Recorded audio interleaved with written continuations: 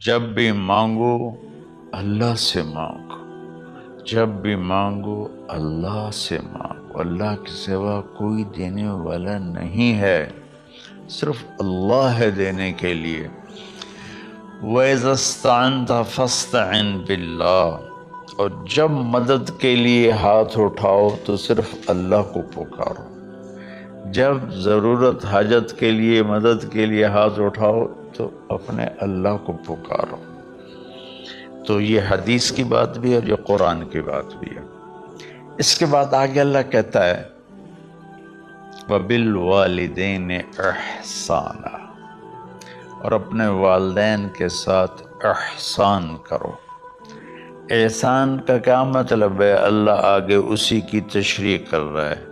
ویسے احسان کا مطلب عربی میں ہوتا ہے، یہ جو ہمارا اردو کا احسان ہے، میں تیرے تو احسان کی تو ہوں میں مالکی کر رہے ہیں، یہ بھی مطلب ہے، لیکن احسان کا اصل مطلب ہوتا ہے، احسان حسن سے ہے، حسن، حسن سے الف، دو الف ملے اور احسان بن گیا۔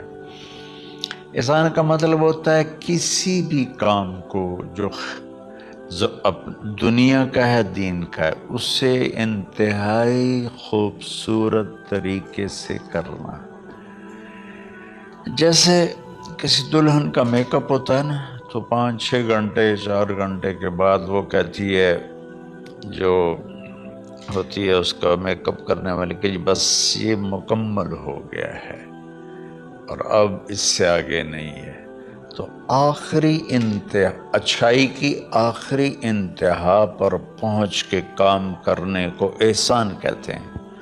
تو میرا اللہ کہہ رہا ہے میرے بندو، اپنے والدین کے ساتھ وہ کرو کہ جو بھلائی کی، خدمت کی، ماننے کی آخری حد ہے۔ سبحان اللہ۔ بالوالدین احسان، بالوالدین پہلے ہے، احسان بعد میں ہے۔ اللہ تعالیٰ نے باقی سب کو پیچھے کر کے فرمایا کہ دیکھو خاص طور پہ ماں باپ کے ساتھ وہ رویہ کرو کہ ان کے دل سے دعائیں نکلیں۔